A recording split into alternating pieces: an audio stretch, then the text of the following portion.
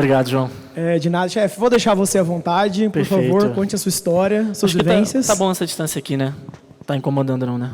Bom, gente, muito prazer. Para quem não me conhece, eu sou João Vieira. Atualmente sou chefe executivo da Rede Empório 85. Sou comunicador, palestrante, já fui professor. Hoje em dia sou meio tiktoker também. Faz parte já da rotina de um chefe. E hoje eu trouxe uma palestra que eu preparei pensando no que eu gostaria de escutar no meu primeiro dia de aula. Eu fui formado pelo Senac, então eu já estive sentado no mesmo lugar que vocês estão hoje. E eu lembro certinho tudo que passava pela minha cabeça, o que eu pensava, as inseguranças. E eu trouxe um pouquinho do que foi a minha carreira até aqui, para contar para vocês o que eu acertei, o que eu errei e o que foi preciso ser feito para conquistar um espaço no cenário da gastronomia brasileira. Bom, a palestra que eu trouxe hoje fala sobre cozinha, mercado e posicionamento e o que ninguém te conta sobre ser chefe hoje. Eu tenho uma frase que eu gosto muito de falar que é: cozinhar é a parte mais fácil do meu trabalho. Hoje me botar numa cozinha e pedir para fazer um prato bom é o que eu mais gosto de fazer. Foi por isso que eu escolhi gastronomia, porque eu amo cozinhar. Hoje em dia é o que eu menos faço, cozinhar. A gente acaba virando solucionador de problemas a partir do momento que a gente assume cargos de liderança dentro de uma empresa. Então, essa visão é muito importante para que vocês aprendam que cursar gastronomia ou se tornar chefe de cozinha não é só sobre cozinhar, certo? Cozinhar bem é o mínimo que vocês têm que fazer, o mínimo. A gente pode ir num restaurante no interior que vai ter uma tiazinha que cozinha há anos lá, tu vai provar comida excelente. Nunca fez um curso, nunca se preparou. Então, cozinhar bem é o mínimo. E hoje a gente vai passar por tudo que eu passei para poder falar mais sobre isso. Para cá, né, que a gente faz assim. Boa. Bom, trajetória. Começar pela escolha de fazer gastronomia. Eu cozinho, pessoal, desde criança. Sempre amei cozinhar, cozinhava com a minha avó, tem essa pegada afetiva e tal, toda essa história. Mas ali pelos 14 anos, quando a gente começa a ter que decidir o que a gente vai querer fazer para a vida, eu tinha uma insegurança muito grande sobre o retorno financeiro que a gastronomia podia me trazer. A gente sabe o salário pago no mercado de trabalho, a gente sabe como que funciona. Então, eu tinha essa insegurança de cursar gastronomia, a gente está falando isso de 12 anos atrás. Então, a visão do chefe de cozinha era outra. Hoje tem mais glamour, é algo mais refinado, o chefe virou uma figura importante. Mas naquele momento, até então, não tinha essa visão. Isso explodiu muito com a vinda dos reality shows para o Brasil e tudo mais, ajudou bastante a subir um pouco a visão sobre a gastronomia, um toque mais refinado da nossa profissão. Então, eu decidi que ia fazer gastronomia como hobby e decidi que eu ia cursar medicina. Então, comecei a estudar muito, pré-vestibular, tal. Só que eu não posso ver sangue. Sabe quando você se corta? Cara, se eu me cortar e ver o sangue, a pressão já baixa, parece que eu vou morrer. É impossível ser médico se eu não posso ver sangue, né? E eu sempre fui muito bom em química. Muito bom. Falei, bom, vou fazer engenharia química, né? Tá ali no meio do caminho. Já tinha me preparado para medicina, então estava preparado para qualquer tipo de vestibular. Fui fazer o vestibular para engenharia química e passei na UERJ. E quando eu recebi o e-mail da faculdade dizendo que eu tinha passado, eu falei, eu vou fazer gastronomia. Na hora que eu recebi o e-mail, deu aquele estalo assim, não, cara, o que eu estou fazendo? E antes disso, com 15 anos de idade, eu tive a minha primeira experiência em uma cozinha profissional. Meu pai era amigo de um dono de um restaurante de cozinha japonesa e consegui um espaço para eu aprender a fazer comida japonesa, que eu amava comer, nesse restaurante. E aí eu tive meu primeiro contato com uma cozinha profissional. Descascava legume, fazia conserva de gengibre, fazia só aquilo que ajudante de cozinha faria, né? E ali eu me encantei. Continuei trabalhando 15, 16 anos, mas segui firme no vestibular para engenharia química. E aí veio esse estalo, mudei para gastronomia. Só que quando eu escolhi gastronomia, eu falei assim, beleza, é muito difícil ganhar dinheiro com gastronomia, é muito difícil ter um futuro seguro. Quem é que está fazendo isso? Tem alguém que já fez isso? Tem alguém que está vivendo de gastronomia? E a gente já tinha Alex Atala, tinham referências já num patamar muito alto. Então, pô, se essas pessoas chegaram, por que eu não vou conseguir chegar? Qual é a minha diferença para qualquer uma das pessoas que alcançaram seus objetivos? O que precisa ser feito? O que essas pessoas fizeram para alcançar o auge? Ah, trabalharam fora? trabalharam num restaurante estrelado, tiveram que passar 16 horas dentro de uma cozinha todos os dias, é isso que precisa ser feito? Então eu vou fazer. Então, estabeleci objetivos e sonhos em cima disso e fui atrás de cumprir essas metas para atingir o meu sonho, que era ser um grande chefe. Eu digo era porque não é mais, tá, gente? O sonho vai mudando. E aí, percebi que se eu quisesse estar entre os melhores, eu teria que passar pelos melhores lugares. Beleza, se existem restaurantes incríveis, eu preciso estar dentro desses restaurantes. Serão a principal escola. O primeiro passo, assim que eu saí da escola, foi estudar no Senac. Eu fiz Senac em Águas de São Pedro, né? Permaneci lá durante 2 anos, período de faculdade que vocês estão iniciando agora. Tive uma excelente formação. Uma dica que eu dou, prestem muita atenção aos detalhes, tá? Eu costumo dizer que os detalhes é o que transforma um prato bom para um prato excelente. São detalhes. É o tempo correto, é a técnica correta, é a cocção correta. Os detalhes transformam um bom em excelente. E o Senac vai preparar vocês para isso. Hoje em dia, quando eu pego um membro da minha equipe que passou pelo Senac em algum momento, a gente percebe ali a diferença do conhecimento das bases clássicas francesas, italianas, que vocês vão aprender aqui. Então, absorvam esse conhecimento. Então, me formei pelo Senac. Logo que eu saí do Senac, eu queria estar no melhor restaurante. Mandei um e-mail para estagiar no Dom. Na época não tinha vaga no Dom, só tinha vaga no Dalvidito, que é o restaurante do Alex Atala, que tem uma estrela Michelin, que fica literalmente do outro lado da rua do Dom. E aí eles responderam o meu e-mail e falaram, olha, a gente não tem uma vaga no Dom, mas a gente tem uma vaga no Dalvidito. Se você ficar 3 meses no Dalvidito, depois a gente consegue te colocar no Dom. Eu falei, não, perfeito, vamos embora. Fui para o Dalvidito, tive uma experiência profissional dura. O Dom e o Dalvidito são boas escolas assim, para você começar, porque você vê ali realmente o que é uma cozinha profissional de alto padrão de serviço. Então, eles são muito exigentes em todos os quesitos, seja estética, seja profissional, seja postura. Foi uma escola para mim, aprendi muito no Dalvidito, foi muito duro também, porque lá você inicialmente faz tudo, né? Você vai para a pia, você lava a louça, você lava o chão, você lava o teto, você faz faxina todos os dias, você lava a câmara congelada. Não tem isso de, só vou lá aprender a cozinhar e ficar do lado do fogão. Na minha época, a gente nem encostava no fogão, no Dalvidito. A gente só ficava na cozinha de produção. Não podia ir para a cozinha de serviço. Hoje em dia, não sei mais se é assim. Depois de 3 meses no Dom, 3 meses no Dalvidito, consegui uma vaga no Dom e fui estagiar no Dom. O Dom é composto por 2 espaços, né? A cozinha de produção do Dom fica dentro do Dalvidito e eles têm o SET Gastronomia, que é uma cozinha de comida de funcionário, porque a rede Dom, na época que eu trabalhei lá, tinha mais de 120 funcionários, eram 7 restaurantes. E aí a gente cozinhava a comida para a equipe. Então, era obrigatório passar por esse pedaço. Lá eu tive um chefe muito duro, foi um dos chefes mais duros que eu tive na minha carreira. Não vou falar o nome dele, porque vai que ele aparece aqui, porque é assombração. Mas ali eu tive a percepção de que eu não queria ser igual àquele cara. Eu olhava ele, eu olhava a forma que ele tratava a equipe, os funcionários, os estagiários, e falei, cara, eu nunca quero ser esse chefe. Ele é um belo exemplo do que eu não quero me tornar. A gente não precisa reproduzir o que aconteceu com a gente. A gente pode absorver a parte positiva e transformar em algo melhor. E eu garanto para vocês, a gente não tira o melhor das pessoas massacrando elas. Existem regras, existem limites, obviamente. A cozinha é um ambiente difícil, mas você não precisa humilhar ninguém. Fiz meu estágio no Dom, recebi o convite para ser contratado, mas eu ainda queria mais.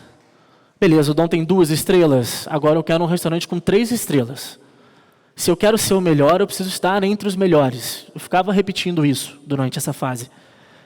Então, por uma ignorância minha, eu achei que se eu fosse para um restaurante na Espanha, eu poderia desenrolar num portunhol, né? E ali falar um português com espanhol e ia conseguir me comunicar. Mandei e-mail para todos os restaurantes 3 estrelas Michelin na Espanha, falando que eu estava no Dom, uma carta de recomendação do chefe Giovanni Carneiro, comprovando lá e tal, tudo mais. 4 restaurantes me responderam, isso eu mandei para 20 e poucos restaurantes, tá? 4 restaurantes me responderam, 2 me aceitaram. Então assim, como que essas oportunidades surgiram na sua vida? Não surgiram, eu bati na porta. Aí eu bati na porta do Dalvidito, eu bati na porta do Dom, eu bati na porta do Aquelarre. Eu fui atrás das oportunidades. Né? A gente não pode esperar isso vir até a gente. A gente precisa estar preparado a todo momento para isso. Bom, mandei um e-mail, o Aquelarre me fez a seguinte proposta. a gente aceita a sua vinda se você assinar um contrato de 1 ano trabalhando com a gente, e em troca do seu trabalho a gente vai te pagar com casa e comida, sem nenhum tipo de remuneração, durante 1 ano. O Aquelarre, para quem não sabe, é um restaurante 3 estrelas Michelin que fica em San Sebastián, no País Basco, no norte da Espanha, já quase fronteira com a França. E o chefe do Aquelarre é o Pedro Subirana, um dos responsáveis pela vanguarda espanhola. É um chefe assim, deusado na Espanha e na Europa. Enfim, aceitei a proposta do Aquelarre, me mudei para a Espanha e fui morar num alojamento com mais 14 cozinheiros. 3 quartos e 1 banheiro. 14 pessoas de 9 nacionalidades diferentes. Tinha Portugal, Rússia, Itália, Paraguai, México, Estados Unidos. Um monte de cozinheiro louco buscando ali um sonho, certo? Beleza. Iniciei como estagiário, foi um período muito difícil, por quê? O nível de exigência profissional numa cozinha 3 estrelas Michelin é absurdo. Se o tomate é 1 milímetro por 1 milímetro, ele é 1 milímetro por 1 milímetro. Se tiver 1,2, eles vão jogar fora. É assim. Não existe erro em uma cozinha 3 estrelas Michelin. Não existe. Por isso que é tão exaustivo. Porque você tem que ser perfeito o tempo todo. É como se você tivesse que estar no seu melhor dia o tempo todo. Naquele dia que você está super inspirado, tem que ser isso o tempo todo.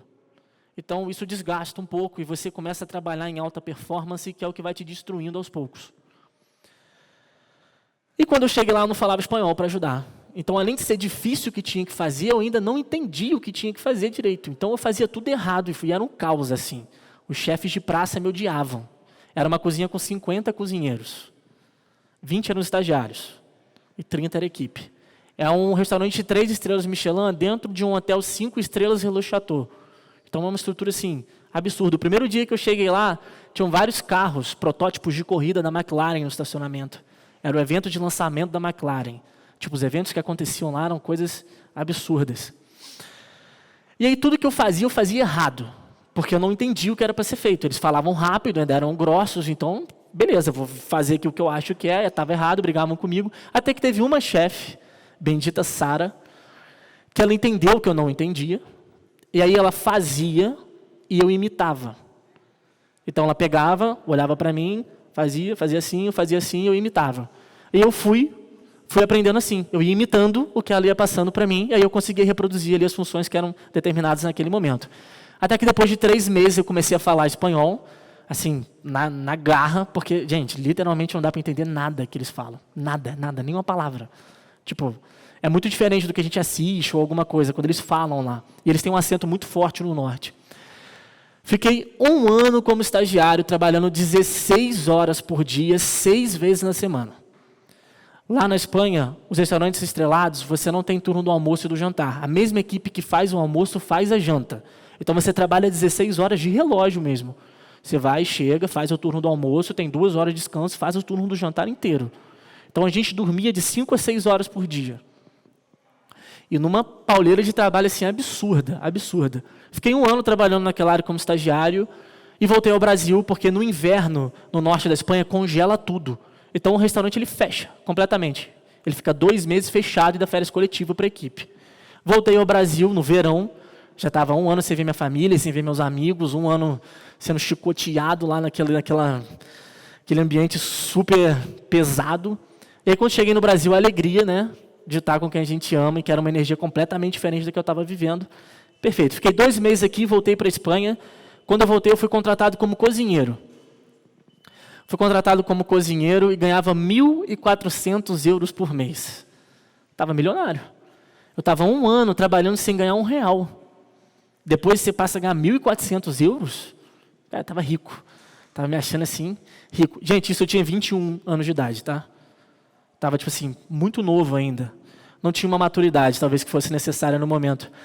Depois de 6 meses como cozinheiro, fui contratado como chefe de produção e me tornei responsável pelos 20 estagiários. O chefe de produção, responsável por toda a produção da cozinha, geralmente fica com os estagiários, porque estagiário não faz serviço, faz produção. Então, estava eu com 21 anos de idade, chefe de produção de um restaurante 3 estrelas Michelin, no comando de 20 estagiários espanhóis, que vinham das faculdades. Então, assim, foi difícil, bem difícil.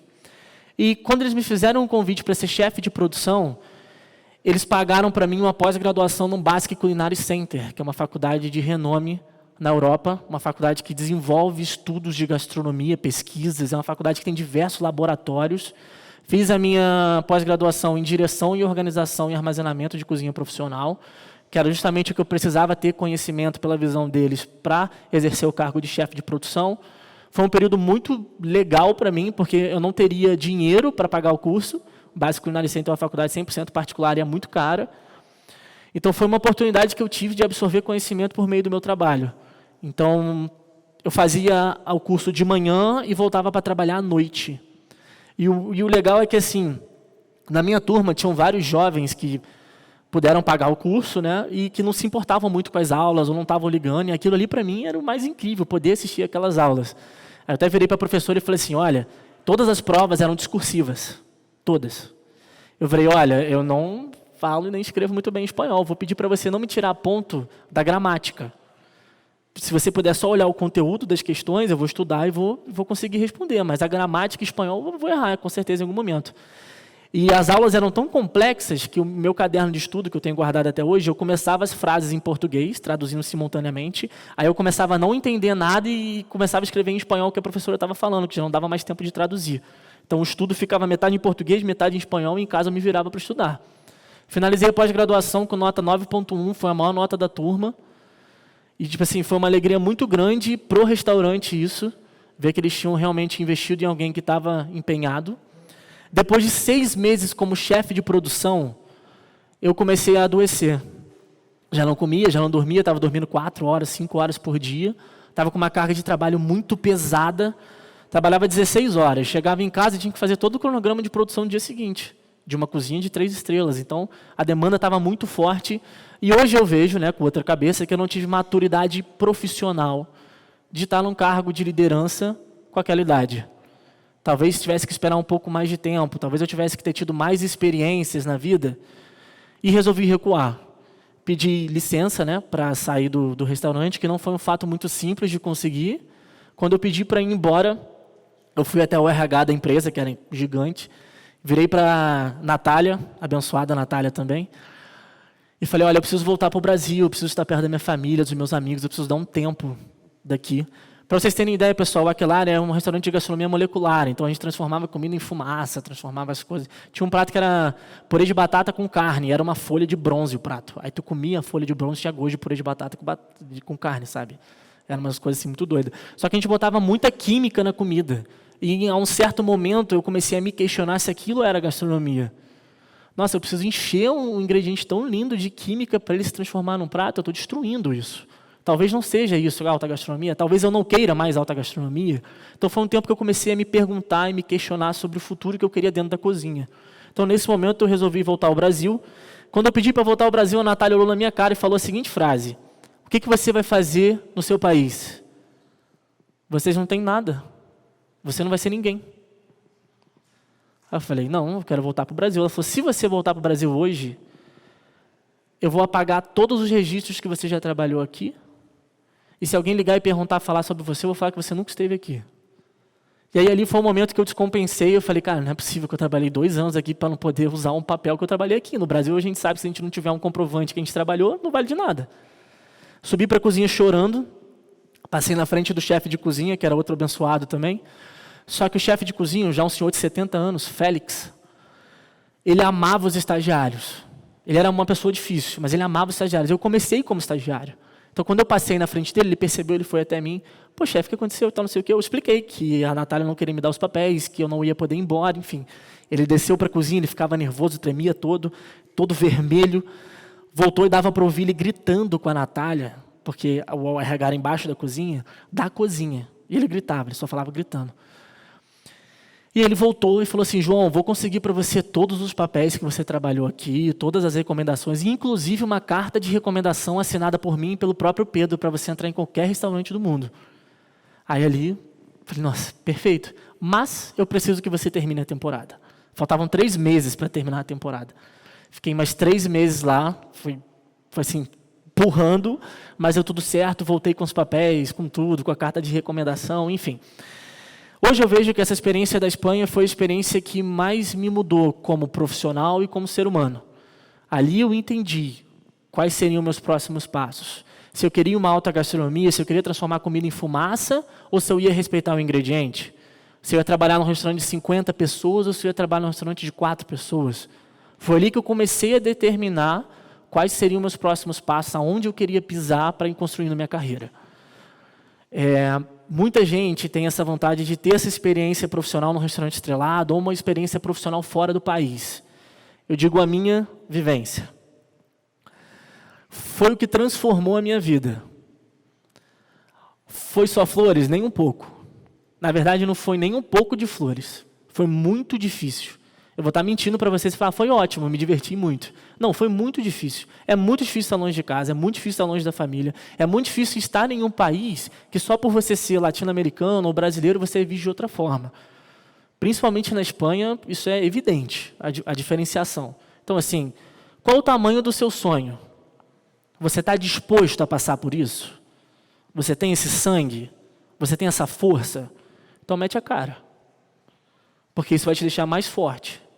Mas tem que ter sangue. Tem que ter sangue. Tem que amar muito o que faz e tem que querer muito chegar lá em cima. Eu estou dizendo que esse foi o meu caminho, tá? Existem 1000 caminhos. Você não precisa ir para fora, você não precisa fazer um cruzeiro, você não precisa trabalhar em um grande hotel. Existem 1000 caminhos, pessoal. A gastronomia é linda por causa disso. A gente tem trabalho em qualquer lugar do mundo, em diversas áreas. A gente pode fazer pizza, a gente pode fazer hambúrguer, a gente pode fazer comida japonesa, a gente pode vender churrasquinho na rua. Tudo isso é gastronomia, certo?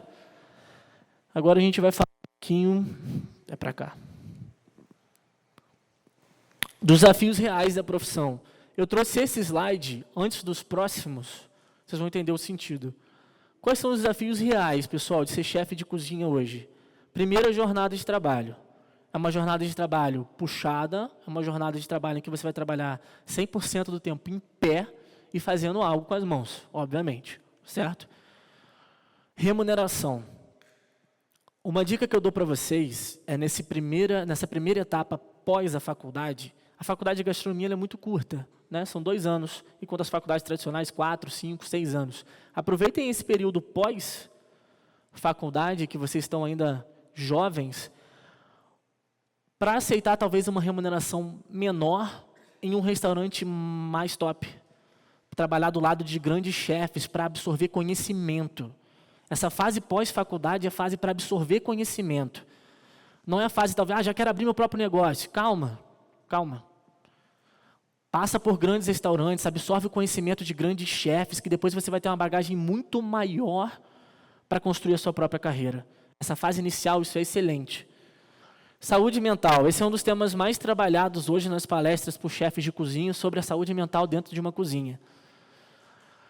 Pessoal, a cozinha é um ambiente um pouco hostil, é um pouco rude, né? São muitas horas, ambiente quente, você está sempre fechado, sob pressão, com as mesmas pessoas. Então, assim, cuidem da mente de vocês, pratiquem atividade física, tenham um hobby, não fiquem presos só à cozinha, isso vai ser importante a longo prazo. E falta de plano de carreira, principalmente eu conversei no início com vocês. Pensem no próximo passo com cautela. Não vai atropelando as coisas. Eu quero chegar em tal lugar. Tá, quem chegou lá fez o quê? Passou por onde? Precisou fazer o quê? Desenha um caminho até atingir as metas e os sonhos de vocês. E a vida social, acho que vocês já sabem, se alguém aqui já trabalha na área, vocês podem, assim, esquecer um pouquinho da vida social de vocês. Sábado, domingo, feriado, vocês são da cozinha, certo? Isso, no primeiro momento, até a gente acostumar, é difícil. Porque a gente vê nossos amigos saindo, nossos familiares fazendo churrasco domingo no almoço, momentos que a gente gostaria de estar presente e vocês não estarão presentes. Isso, obviamente, quem quiser seguir uma carreira dentro de uma cozinha. Não, eu quero ser consultor, eu quero ser professor. Ok. Existem outros caminhos. Mas dentro de uma cozinha profissional, entendam que esses serão os momentos que vocês mais vão trabalhar. Um restaurante ganha dinheiro no final de semana. Enquanto as pessoas se divertem, a gente trabalha. Ponto. E vocês precisam saber lidar com isso.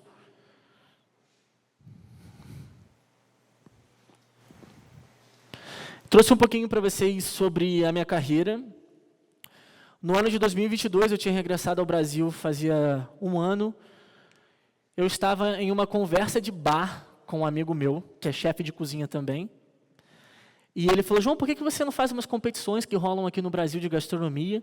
E estava rolando um campeonato em Chefs, no Rio de Janeiro, que era um campeonato que selecionava o melhor cozinheiro do estado do Rio de Janeiro para disputar o campeonato nacional. E o tema do campeonato era Sociedade, Cultura e Economia do estado do Rio de Janeiro. E aí eu comecei a pensar, cara, que prato que eu vou criar, o que eu vou fazer. E aí, na hora que você pensa Rio de Janeiro, que receita vocês remetem assim? Rápido. Rio de Janeiro. Feijoada, né? Na hora. E aí, bolinho de feijoada? Feijoada desconstruída? Pô, todo mundo já fez isso. Todo mundo no Rio de Janeiro. Até suco de feijoada, caipirinha de feijoada, lá tudo vira receita. Eu pensei, eu preciso ir um pouco mais fundo se eu quiser me destacar. E aí eu estava realizando um estudo sobre a economia do Rio de Janeiro e apareceu uma foto que ganhou um prêmio, que era um prédio de luxo, e quando bateu o sol nesse prédio, refletiu uma favela atrás. Então, era um prédio muito luxuoso, e refletido no vidro desse prédio, a favela.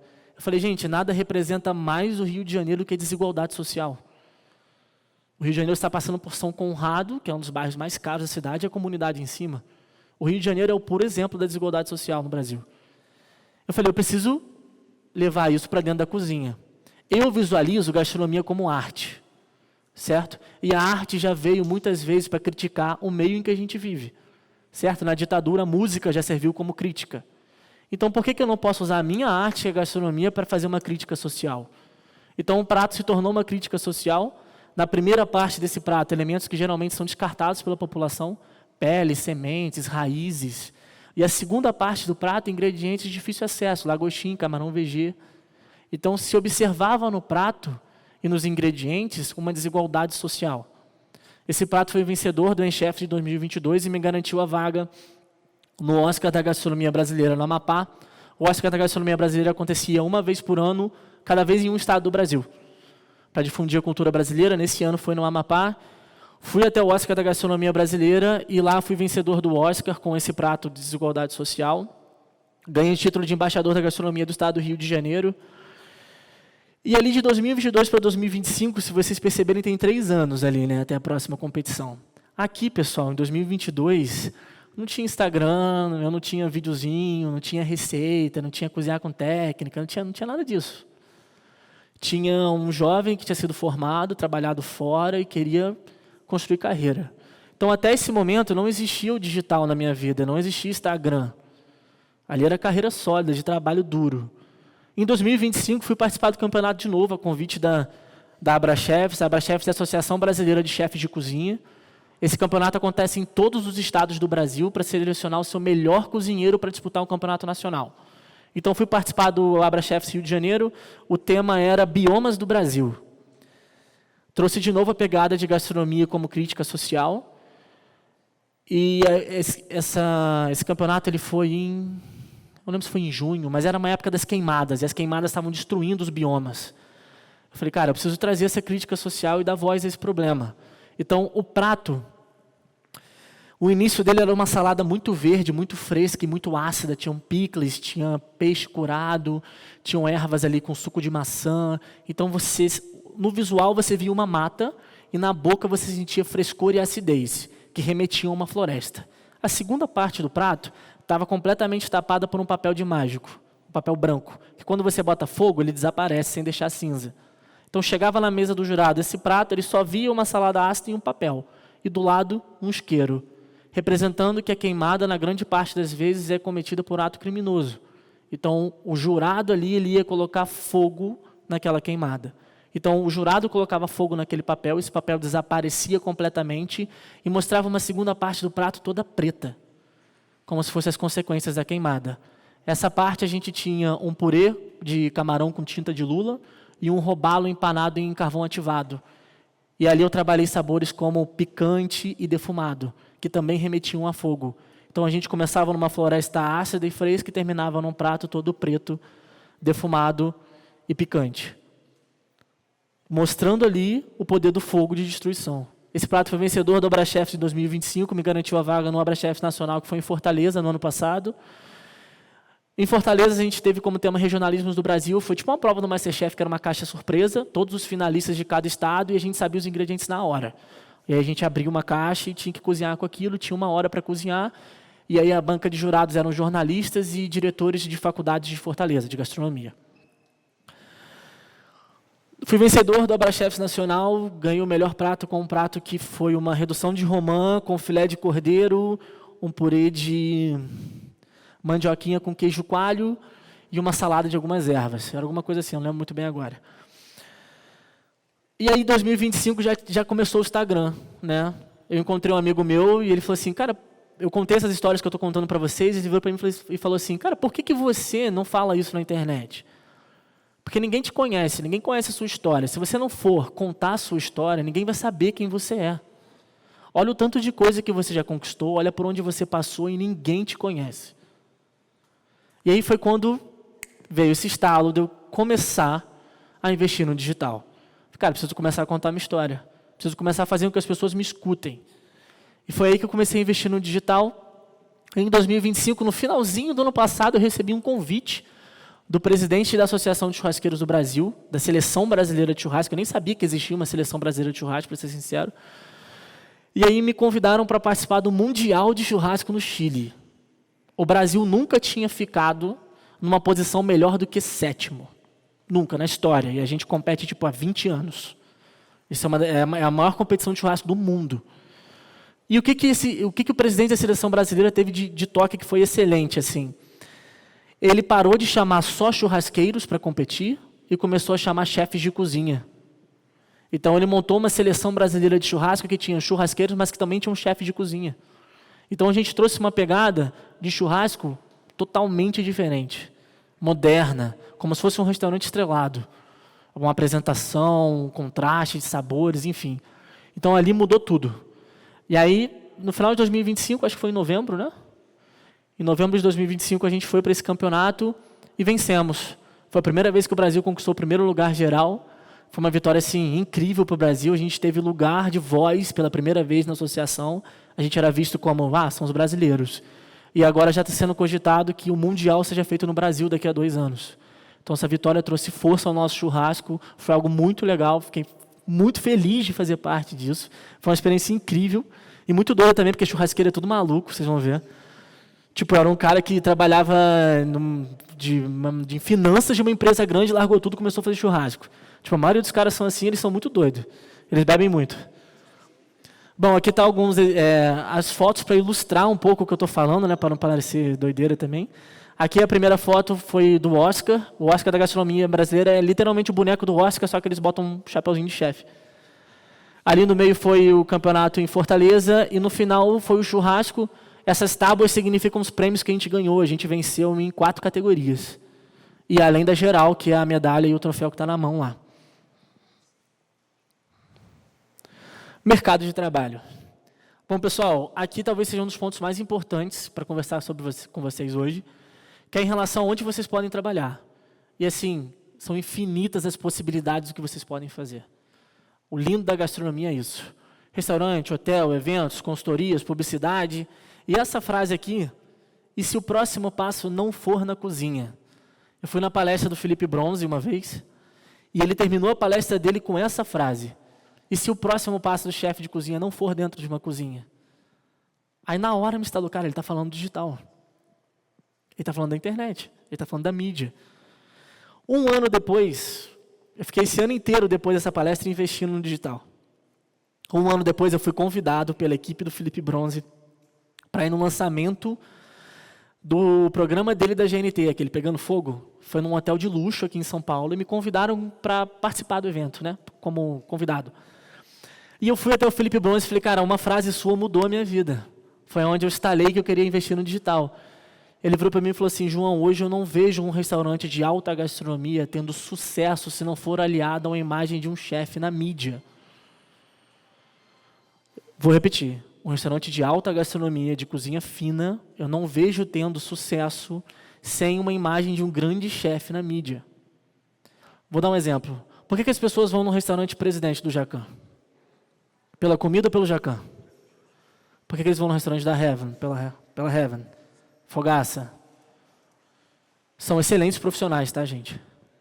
Mas o que chama a pessoa para dentro é o chefe.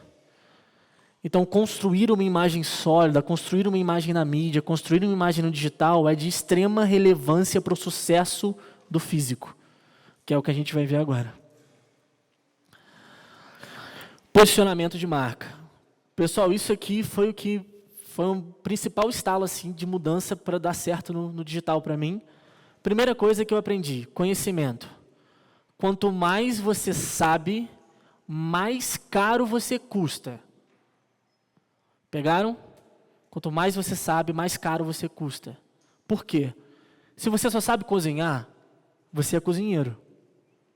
Agora, se você sabe cozinhar e gerir, você não é mais só cozinheiro. Se você tem controle de custos, se você sabe controlar estoque, se você sabe fazer compras, se você sabe fazer um CMV, você é um gestor.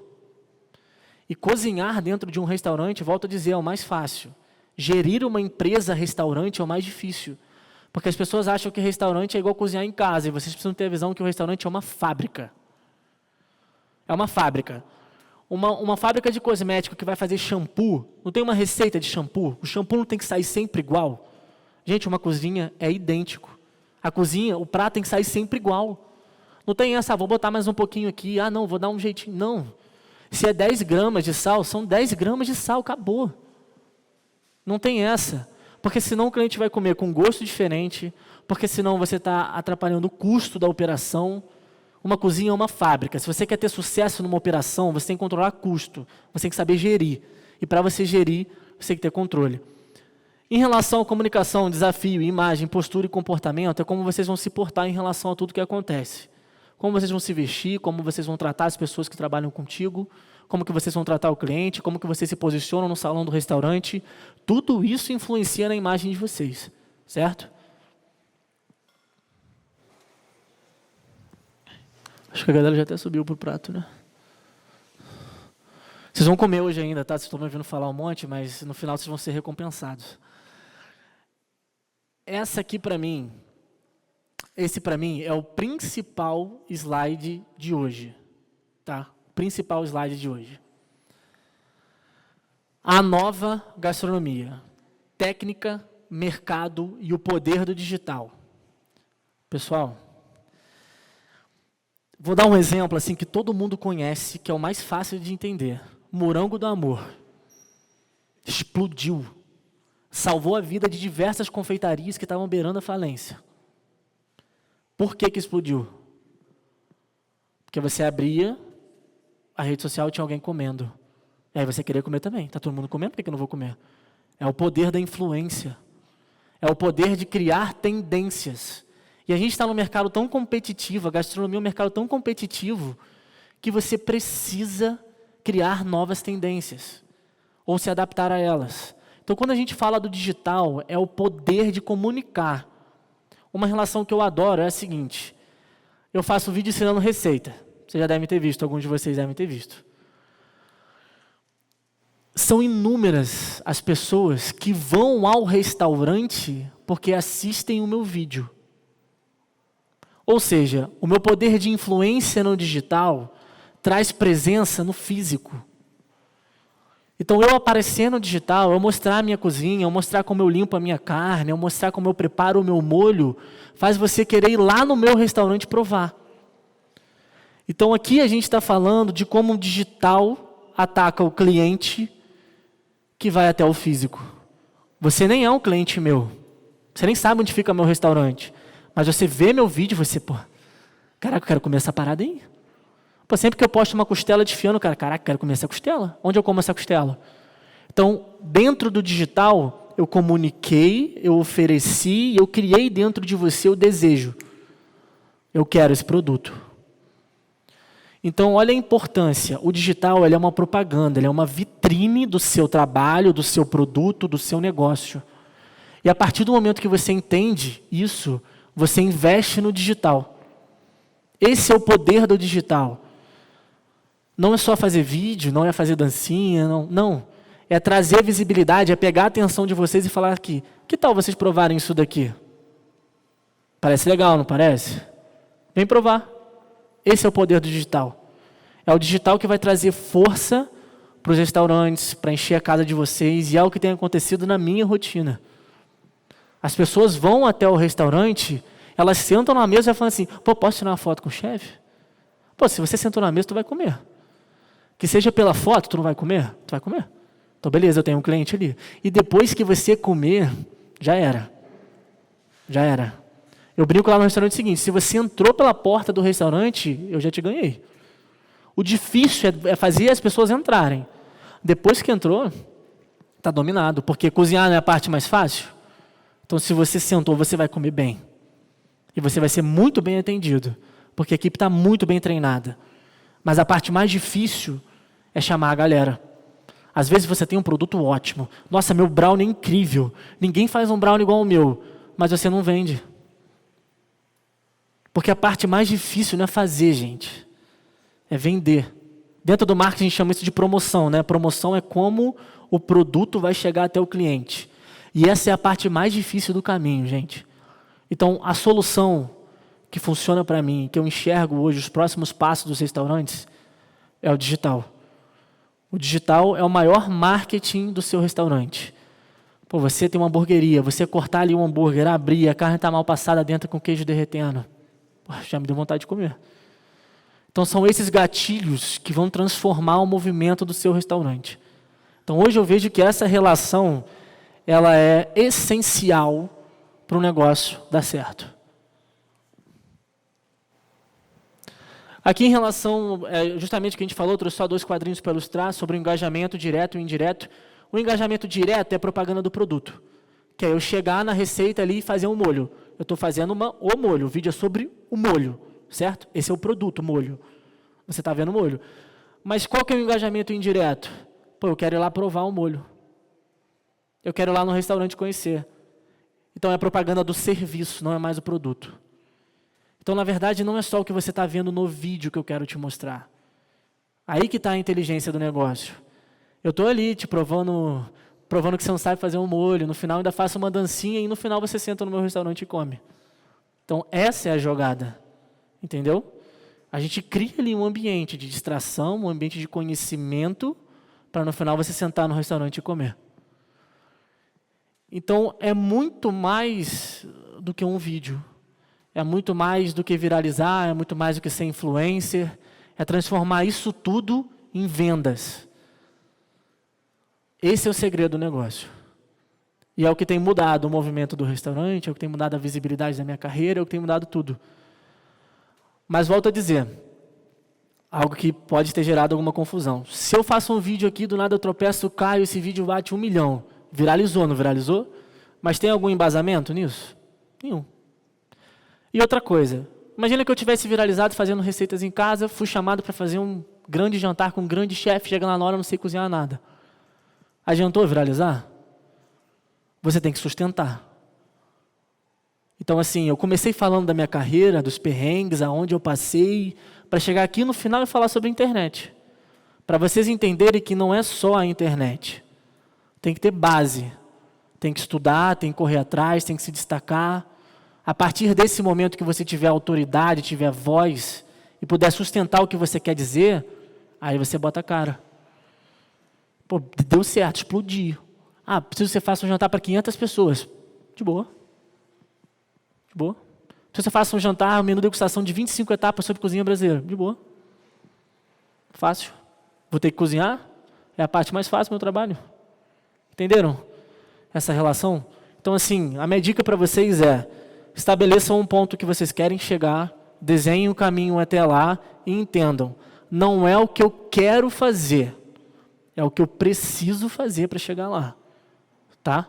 Em muitos momentos da minha carreira, eu fiz o que eu não queria, mas eu entendi que eu precisava. Não queria estar trabalhando 16 horas por dia na Espanha. Não queria estar longe de todo mundo. Mas é isso que precisa ser feito para chegar? Então eu vou fazer. Não tem caminho fácil na cozinha, gente. Tá? Não tem caminho fácil na cozinha. Trabalho duro, correr atrás, mas eu vou te falar, quando a gente faz um grande prato, quando a gente está no nosso restaurante, serve ao cliente, vem aquele sorriso, fala, caraca, a melhor coisa que eu já comi na vida, tudo vale a pena. Cozinhar é servir. E é sobre isso que a gente está falando desde o início. É isso, pessoal.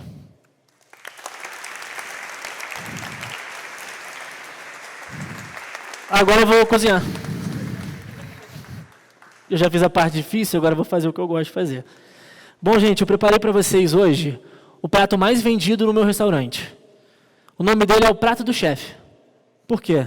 É uma jogada de marketing, né? Se você ler o cardápio, ele é o prato do chefe, você fala assim, putz, é o melhor prato. Não é o prato do chefe? Então, esse prato ganhou esse nome justamente como um gatilho para gerar desejo, tá? E esse prato é o seguinte, calma, você me ajuda aqui?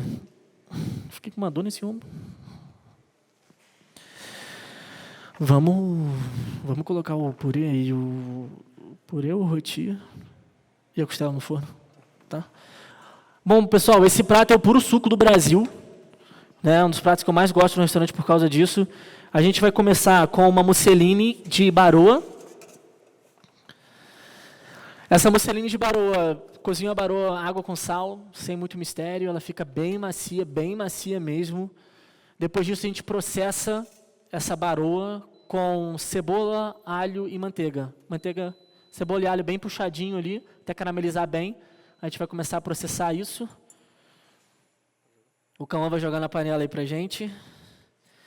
Depois dessa musselina, a gente tem uma costela, que é o ouro. Vou pegar aqui. Essa costela aqui, ela foi cozida 7 horas a 140 graus. Com osso, com tudo. Depois desse período, a gente tira o osso, tira o excesso de cartilagem, tira a gordura, desfio ela toda, coloco ela desfiada numa higiene como essa. Depois eu amasso com a mão, boto outra higiene em cima, prenso ela com a mão, boto o peso em cima e boto na geladeira. Aí ela vira literalmente um tijolo de costela assim, gigantesco, por conta do colágeno da carne.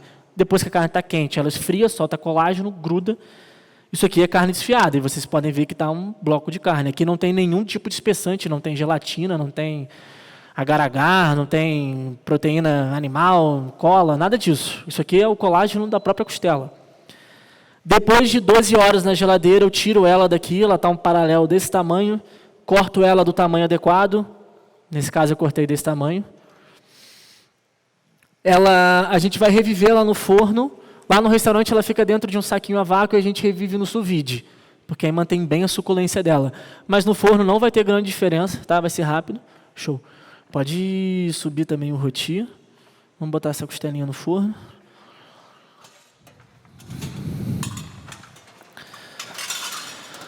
Esse molho roti, pessoal, vocês vão aprender a fazer ele, acho que no primeiro semestre, né, Cauã? O roti? Vocês vão ter uma aula de fundos, que parece ser uma aula muito chata, mas, pessoal, a aula de fundos é uma das aulas mais importantes da escola.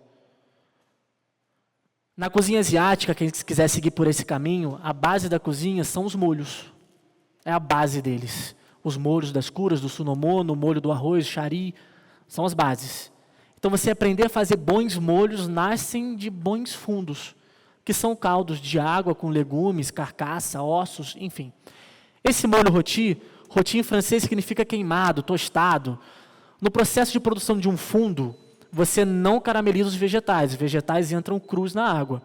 O roti é diferente. Você pega um mirepoix clássico, cebola, cenoura e salsão, queima esse mirepoix no forno até ele estar bem tostado, uma caramelização excessiva dos vegetais. Vamos colocar a costela no forno? Uma caramelização excessiva dos vegetais. 5 minutinhos. Pega esses legumes tostados, joga dentro de um caldeirão. Vamos pegar ossos bovinos, osso de boi. Vamos passar eles no extrato de tomate, fazer uma técnica de pinçagem. Vamos assar esses ossos até eles ficarem bem caramelizados, escuros, tostados. Esses ossos entram junto com o legume. Ali dentro a gente vai entrar, no final do processo, um bouquet garni, que é um conjunto de ervas aromáticas que vão entrar nos 15 minutos finais de cocção. Eu entro com vinho tinto e conhaque, que são as bebidas que vão acrescentar acidez nesse molho. Então, esse molho aqui, no restaurante, ele cozinha 48 horas. Aqui a gente fez ele em 24 horas. Então, vocês vão comer um preparo que demorou 24 horas para ficar pronto. Paciência. E ele é um molho que não leva manteiga, não leva amido, não leva farinha de trigo, não leva creme de leite. Ele é espessado com tempo. O tempo é o segredo. E ele é um molho clássico, francês, que vocês vão aprender no curso, vão olhar, pô, chatão. Mas que, no final das contas, pessoal, esses molhos são que transformam pratos excelentes. Tira o purê, vamos colocar mais uma panelinha aí. Colocar aquela panela ali com óleo. Então, a gente tem esse molho roti, ele vai por cima da costela, e a costela em cima do purê. E por cima do molho roti, a gente tem um crisp de couve, que é a couve assim, em chiffonade. A gente vai jogar lá dentro do crisp, vai deixar ela fritar até ela ficar bem crocante, tira. E para finalizar o nosso prato, a gente tem um picles de cebola roxa. Que a gente fez ontem também, que ele precisa de 12 horas de geladeira. Depois vocês vão poder levantar e vir aqui, aí vocês dão uma olhada de perto, tá? Vocês vão provar isso, mas para vocês terem uma ideia assim, ó, dá para ver? Dá? Esse picles, pessoal, ele vai trazer uma acidez que nenhum outro elemento do prato tem. A gente tem nesse prato cremosidade do purê, cremosidade e sal dos queijos que a gente vai acrescentar. A gente tem gordura da costela. A gente tem um leve adocicado do molho roti, porque a gente vai finalizar ele com melado de cana. A gente tem a crocância da couve e a gente tem a acidez do picles. Então a gente tem aqui diversos contrastes. Ácido, doce, salgado, crocante, cremoso. Um prato, quanto mais contraste ele oferece, mais gostoso ele é de comer. Um prato que tem o mesmo gosto do início ao fim é um prato monótono, um prato chato, vai ser igual. Se cada garfada que você der nesse prato você sente uma sensação diferente, você está indo para um mundo diferente dentro do mesmo prato. Essa é a riqueza de um prato com contrastes. Trouxe essa receita porque ela é justamente isso, um pouquinho de cada coisa. Um pouquinho do ácido, um pouquinho do doce, um pouquinho do salgado, do cremoso, do crocante. Vocês vão experimentar, acho que vai ficar mais fácil de visualizar. Bom, para fritar a couve, a gente vai colocar ela aqui 160 graus. Como é que está aqui o nosso roti? Pode dar mais um calorzinho nele. Eu finalizo o roti com melado de cana por 2 sentidos. Um, porque eu quero que ele tenha um toque adocicado, porque dentro do purê a gente vai acrescentar provolone e parmesão, do purê de mandioquinha, que vai deixar ele um pouquinho mais salgado. E para a gente trazer um lado brasileiro para ele também. É um preparo francês que assume uma característica nacional, como melado de cana. A minha cozinha basicamente passeia por esses 2 mundos, a gente fica falando muito de França, de Espanha, e no final a gente sempre vai chegar no Brasil. Bases francesas, bases clássicas, com ingredientes nacionais valorizando a nossa cultura e o que cresce em nossas terras. Acabou que aqui eu não vou usar não, essas tábuas aqui. Não vou usar essas tábuas não, vou montar o prato aqui.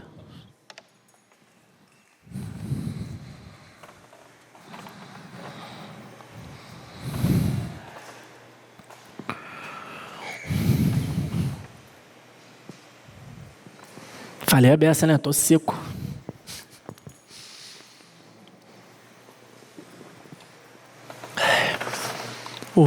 Vamos pedir para eles descendo com a degustação? Pedir para eles descendo com a degustação? Que aí vocês vão comer junto comigo aqui. Pessoal, eu queria nesse finalzinho abrir para algumas perguntas. Caso vocês tenham dúvidas sobre carreira, sobre digital, sobre receita, sobre qualquer coisa. Acho que seria legal vocês tirarem as dúvidas, caso tenha alguma, para a gente ter esse bate-papo. Né, Marquinhos? Quem tiver, levanta a mão. Boa. Meu nome é Ana Carolina e eu gostaria de saber, quando você falou que investiu no digital, como que foi esse investimento? Você foi sozinho ou você contratou uma agência, alguém? Então, ótima pergunta. Foi excelente pergunta, porque eu devia até ter falado sobre isso, hein, Mori? Começar no digital, gente, assim, as pessoas falam, você precisa de uma grande câmera, um grande microfone, precisa de uma equipe de filmagem. Gente, eu filmo meus vídeos até hoje com meu celular, tá aí, né? Com meu celular apoiado numa pedra de amolar, assim, ó. Ele fica apoiado na pedra de amolar, aí eu fico aqui atrás da bancada e gravo o vídeo. Essa é a estrutura que eu gravo até hoje. Então, assim, começar no digital é só, literalmente, começar, tempo. Você precisa determinar tempo da sua rotina para isso. Porque o digital ele não dá certo uma vez por semana, 2 vezes por semana. Você tem que fazer todo dia. Esse é o problema. É igual na academia, malhar, que você fica uma semana sem malhar, parece que você nunca malhou na vida. O digital é isso. O engajamento ele é um robô. Você precisa alimentar esse robô o tempo todo, para ele entender que você é um produtor de conteúdo. Se você posta um vídeo hoje, um vídeo semana que vem, um vídeo na outra semana, não adianta nada. É igual você ir na academia um dia, aí na outra semana você vai um dia, na outra semana você vai um dia, não adianta nada. É literalmente isso o digital. Então você precisa de tempo. Estrutura, precisa, claro, de um celular que te filme numa boa qualidade. Os meus primeiros vídeos eu não tinha nem luz e nem microfone. Os vídeos são super escuros, a voz é que sai ali. Hoje em dia eu já comprei esse microfonezinho aqui, já investi um pouco, mas é basicamente investir tempo. Tá? Não existe assim grandes equipes, até hoje eu não tenho nenhuma equipe. Sou eu que roteirizo, sou eu que gravo, sou eu que edito e sou eu que posto. Eu faço todas as etapas. Hoje eu tenho uma agência que cuida do meu comercial. Ou seja, uma marca quer falar comigo, aí a minha agência negocia. É isso que eles fazem. Hoje que eu estou na presença do grande Valdir, que está comigo aí, que me acompanhou em um evento em São Paulo, eu adorei o trabalho dele, eu falei, cara, eu quero produzir um conteúdo bem legal daquela palestra lá, então vem comigo. Mas no dia a dia eu faço sozinho. Mais alguma dúvida? Uma dica enquanto isso, toda fritura, pessoal, você coloca sal quando ela está ainda quente, tá? Assim que ela saiu da gordura, você coloca sal. Sabe aquela batata frita de bar que chega na mesa já meio fria, aí você vai jogar o sal bate na batata e cai? É porque já está frio, não absorve. Quando você tira a batata da gordura, ela não está toda brilhosa, do óleo, é naquele momento que se você jogar sal, ela pega o sal. Tá? Tudo bom? A minha pergunta é sobre a sua carreira, que eu acho que você trabalhou no Aiterê por um tempo. Sim. E aí você não comentou sobre, aconteceu alguma coisa? Não. Porque eu te conheci pelo Aiterê. Sim, sim. É porque aqui eu já trabalhei em mais de 8 restaurantes, eu não coloquei nenhum aqui. Aqui eu só coloquei os de impacto, assim, por construção de carreira. Né? Coloquei o Dom, que era um que todo mundo ia conhecer, coloquei o Aquelari, mas os demais restaurantes foram restaurantes que eu passei chefiando algumas operações. E aí a aula ia ficar enorme. Mas chefei a Aiterê em Teresópolis durante 2 anos. Um projeto de cozinha brasileira que eu tenho muito orgulho, mas que infelizmente após a minha saída eles encerraram o projeto. Fechou lá? Fechou. Eu recebi um convite para trabalhar no Espírito Santo, que é onde eu estou na rede do Empório 85 hoje. E aí solicitei a saída da Aiterê e assim que eu saí, eles ficaram abertos mais 1 mês ou 2 e fecharam a operação. Mais alguém? Tem alguma dúvida? Prazer, João. Meu nome Prazer. é Lorenzo. A minha dúvida foi quando você trabalhou em restaurante de alta gastronomia, você falou que trabalhava 16 horas por dia. Como você arranjava tempo para atividade física? Você ia no meio do intervalo que você tinha, fazia alguma coisa? Como você conseguia administrar isso? Não, nessa época eu não fazia nenhuma atividade física. Tá. Nessa época eu não administrava nada, nessa época era só trabalho. Trabalhava muito. A gente tinha 2 horas de intervalo, daria para eu correr, mas assim, impossível. Não tinha uma gota de energia vital no meu corpo. Era tipo chegar em casa, dormir à tarde para dormir pouco à noite de novo. Então, nessa fase do 3 estrelas, eu não pratiquei nenhuma atividade. Hoje, na minha rotina, atividade física é essencial. Pratico todos os dias. Mas hoje já tenho uma rotina que não são 16 horas de trabalho. Mas nos restaurantes aqui no Brasil, você vai trabalhar de 8 a 10. Tá? É a base. Em alguns lugares você pode dobrar um dia ou outro, pode trabalhar 12 horas, ok. Mas essa rotina de carga dobrada todos os dias, isso é mais lá fora. Aqui no Brasil, difícil. Tá? Porque são contra as leis trabalhistas, inclusive, aqui no Brasil. Pode jogar no purê, por favor. Bom, uma dica que você daria para alguém jovem, como você, com a mesma ambição que você tinha, o que você falaria hoje em dia? Estuda o máximo que você puder, leva a sério e assim, não desiste. Porque vão surgir obstáculos muito grandes na carreira. Obstáculos difíceis, momentos que você vai olhar, cara, eu preciso passar por isso. Eu realmente preciso fazer isso. E assim, são esses momentos que você vai começar a se questionar. Pô, será que? Cara, não desiste. Se eu tivesse desistido lá na Espanha, que foi um momento muito difícil para mim, eu não estaria aqui hoje conversando com vocês. Porque foi muito difícil. Pessoal, eu demorei 10 anos de carreira, tá? 10 anos para estar aqui conversando com vocês. Tá? Não faz 1 ano que eu estou na cozinha. Faz 10 anos que eu estou em uma cozinha profissional, trabalhando muito para estar aqui conversando com vocês. Por isso que eu disse que não é um caminho fácil, não vai ser rápido, é trabalhoso, é duro, mas se você não desistir, você vai chegar. A diferença de quem chegou para quem não chegou é que essa pessoa não desistiu. A diferença é essa. Hoje eu vejo que a diferença é essa. Porque eu conheci profissionais incríveis, cozinheiros que cozinham 1000 vezes melhor do que eu. Durante a minha trajetória, que, não, cara, isso aí eu não vou fazer, não. Isso aí é demais para mim. Não, eu só faço o que eu gosto. Foi o que eu falei, você não tem que fazer o que você gosta, você tem que fazer o que você precisa. Se você colocar isso na sua cabeça, você vai ser gigante. Tem que ter foco, tem que ter sangue. A palavra é essa, é raça, sabe? Raça. Tem que ter raça. Que aí tu chega. Show? João, Ah, tá. se hoje você fosse sair novamente ao país para ir trabalhar em algum restaurante de fora, você novamente iria para a Espanha? Acho que sim. A Espanha é um bom lugar para morar, tá? Você vive muito bem. O salário não é muito ruim, né? Com o salário que você ganha como cozinheiro é legal. A língua não é tão próxima quanto eu achei, mas também não é impossível de você aprender em alguns meses. E hoje quem dita o mercado de trabalho é a Espanha, né? Tipo, a Espanha, em termos de vanguarda, já ultrapassou a França, já tem alguns anos, desde a criação do El Bulli de Ferran Adrià, isso já estourou essa bolha. Tanto que o Madrid Fusion, que é o principal evento de gastronomia que dita as tendências, é na Espanha hoje. Então, eu acredito que é um bom, para quem quer seguir o trabalho assim, ser um chefe de cozinha, eu acho que a Espanha é um bom lugar. Se bem que o Peru está com os melhores restaurantes do mundo, né? O Peru agora está com uma gastronomia, assim, absurda. Então, é mais perto, é mais barato. Então, talvez o Peru também seja uma boa opção, tá? Eu queria saber sobre a parte psicológica, porque, querendo ou não, na cozinha gera muito isso. Sim. Você não só trabalha, você também tem que trabalhar o seu mental. E como Sim. foi para você esse processo? Assim, eu estava conversando isso ontem. O chefe de cozinha, um cargo de liderança, ele dita a energia da equipe. Se você vê 50 comandas e você se desespera e você fica nervoso, e você bate a cabeça e você grita, vai todo mundo bater cabeça e gritar. Mas se você olha as 50 comandas e dita aquilo com paciência, com calma, vamos trabalhar como se tivesse uma comanda, você vai ter uma outra atmosfera de trabalho.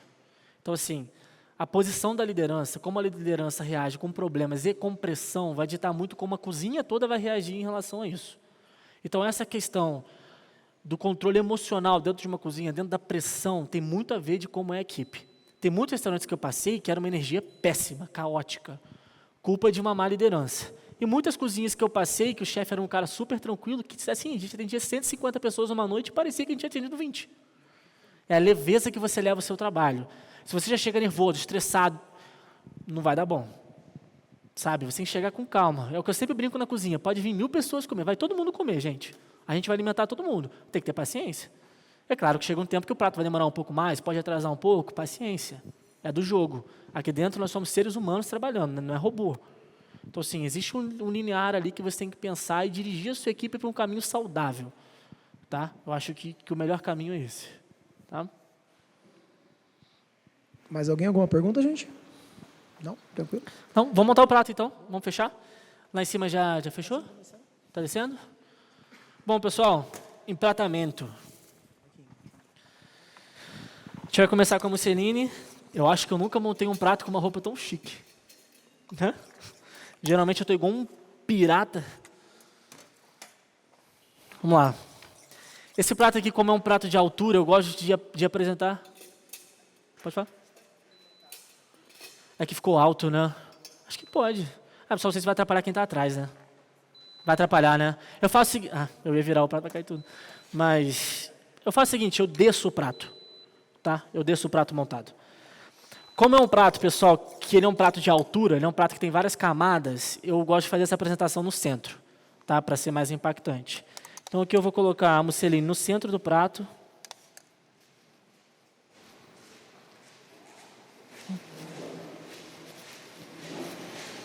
Espalmadinha com as costas da colher. Vou colocar a costela. Ela está solta, porque senão ela vai desmontar.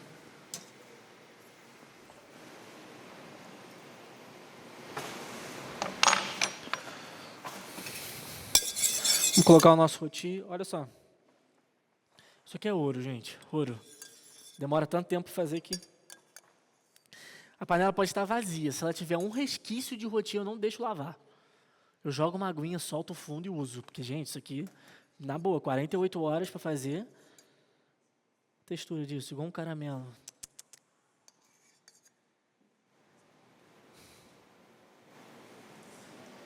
Depois observem o brilho que esse molho tem, tá? Como ele parece um espelho na carne. É justamente esse processo de extração do colágeno dos ossos. Eu boto também pé de porco e mocotó bovino, que ajuda a dar mais colágeno ainda no molho. Fica lindo. Em cima da nossa costela, eu vou colocar a couve. O ideal é que ela faça uma altura no prato. E não tem frescura não, tá? É um prato com a mão mesmo. Onde tem outra pinça. Cozinheiro cozinha com a mão, pô. Gosto de luvinha. Eu ia falar negócio de cozinha só esse churrasqueiro, sendo que eu tava lá com os caras, né? Eu falei isso pra eles. E aqui vai o picles. Bom, pessoal, essa é a receita que eu escolhi para vocês hoje, o prato do chefe. É um prato que a gente fala de Brasil, ingredientes nacionais, é um prato que leva amarelo, leva verde, leva as cores da nossa bandeira. Está descendo ali o carrinho que vocês vão experimentar. Deve estar a couve em cima que deve estar sofrendo um pouco, né? Pessoal, se a couve vier meio assim é porque está na estrada. Bom, espero que tenham gostado. Vou descer. Espero que tenham gostado. Eu preparei essa aula com muito carinho para vocês, que são palavras que eu queria ter escutado. Vou passar aqui, ó.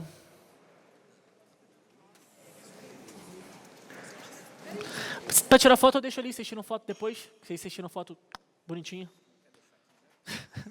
Vai chegar para vocês. Uma proporção menor, mas vai chegar.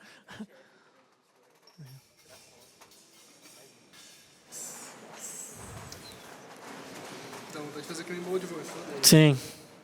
A cor do molho parece um chocolate, né? Nada de manteiga. O brilho é da gordura dos ossos. E assim, eu costumo chamar esse molho de caldeirão da bruxa. Porque, cara, quando a gente está fazendo esse molho, tudo que tiver de casca de vegetal vai dentro, gente. Casca de abobrinha, casca de batata, casca de cebola, casca de alho.